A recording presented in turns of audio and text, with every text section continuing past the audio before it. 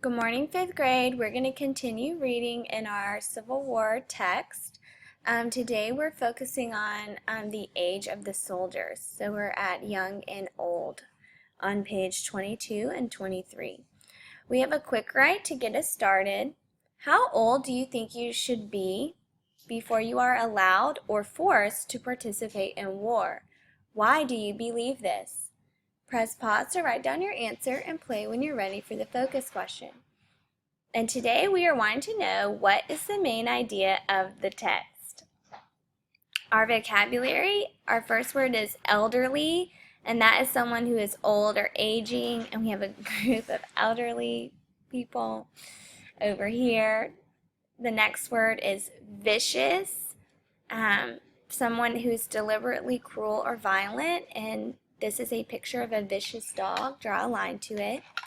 And then our last word is combat, and that is another word for a fight between armed forces. So combat and battle would be synonyms.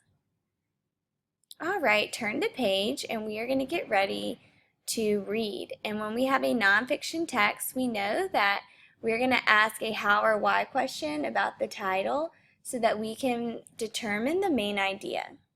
And so when we're thinking about questions about young and old, I know this has to do with soldiers, and I know those soldiers are fighting in the Civil War. So I would say, how did young and old soldiers participate in the Civil War? So you would silently write that down in box 1. How did young and old soldiers participate in the Civil War? And then we are going to get ready to read this paragraph, and we're going to underline our answers so that we can find the main idea. It says, throughout history, there have been famous old soldiers and very brave young ones. When the Civil War broke out, 74-year-old Lieutenant General Winfield Scott led the Union Army. He was in poor health and had trouble sitting on a horse. But before leaving the Army in November 1861, he developed a broad military strategy that later led to Union victory. For his part, John Clem of Ohio won national attention when as a 10-year-old, he survived the vicious combat at the Battle of Shiloh, Tennessee. But he was not the only extremely young volunteer. More than 3,900 boys aged 16 and under wrangled their way into the Union Army, and it was estimated that there were even more boy soldiers serving the Confederacy. All right, and so going back, I underlined this first sentence that says, throughout history, there have been famous old soldiers and very brave young ones. And we would write that down for our main idea. Throughout history, there have been famous old soldiers and very brave young ones. Press pause to write down your answer and play when you're ready for box 2. And it asks us to go to the picture and caption titled An Elderly Union Veteran. It says, Winfield Scott was America's most honored soldier at the start of the Civil War. He joined the Army in 1808, led troops in the War of 1812, commanded the forces that conquered Mexico City in 1848, and was the Whigs Party's presidential candidate in 1852. Though born and raised in pro-slave Virginia, he stood by the Union. He died in 1866. And so we're thinking, what does the author want us to know about Winfield Scott? And we would write down for 2A, Winfield Scott is America's most honored soldier at the start of the Civil War. And he fought for the Union. Press pause to write down your answer and play when you're ready for 2B. It says, what's the author doing? And so we have to think about, why would the author include this picture and caption of Winfield Scott? And the author is trying to describe the role that Winfield Scott played in the Union Army. The author is trying to describe the role that Winfield Scott played in the Union Army. Press pause to write down your answer and play when you're ready for box 3. We are going to the picture and caption that says Major General Twiggs. Get ready to read. Northerners called 71-year-old David Twiggs a traitor. In 1861, Major General Twiggs, a native of Georgia, commanded the U.S. forces in Texas.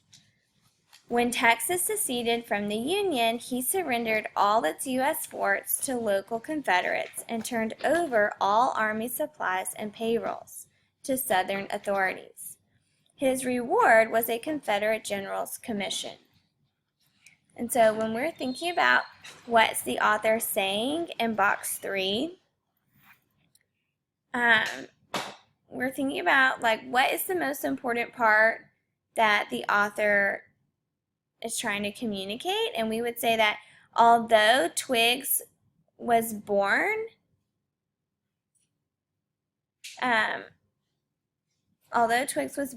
in Georgia, he surrendered all of the U.S. forts to the Southern authorities. And so Twiggs is a traitor to Northerners. So let's recap. Twiggs is considered a traitor to Northerners because he surrendered all of the U.S. forts to the Confederacy. Press pause to write down your answer and play when you're ready for 3B. And we want to know, why would the author include this story about Major General Twiggs? And the author's trying to explain to us how people in war have to make really difficult decisions that upset a lot of people.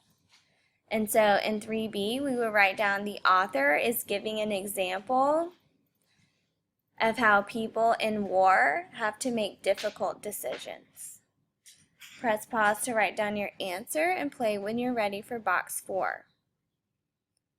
And we need to find the picture and caption entitled Under Age, and that's at the bottom of page 23. Let's get ready to read. Many young volunteers wrote the number 18 on a piece of paper, then stuffed the paper into their shoe. When asked if they were over 18, the boys believed that they could say yes without having to lie, since they were over the paper marked with 18. And so we want to, if we're looking in 4A, we want to know, what is the author trying to tell us? And the author is trying to tell us that boys who were not old enough to participate in war lied about their age so that they could join the army. Boys who, write this down in 4A, boys who were not old enough to participate in war lied about their age so that they could join the army. And then in 4B, we want to know, what is the author doing?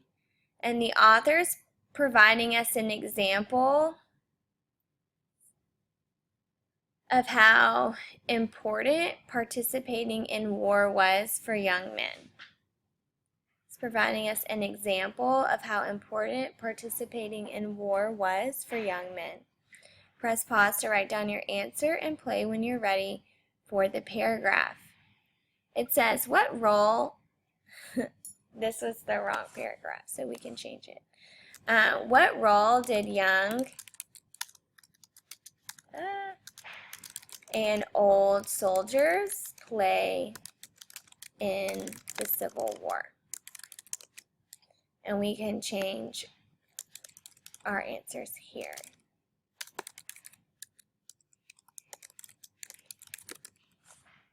And you can use your notes that we just went over as examples and evidence from the text.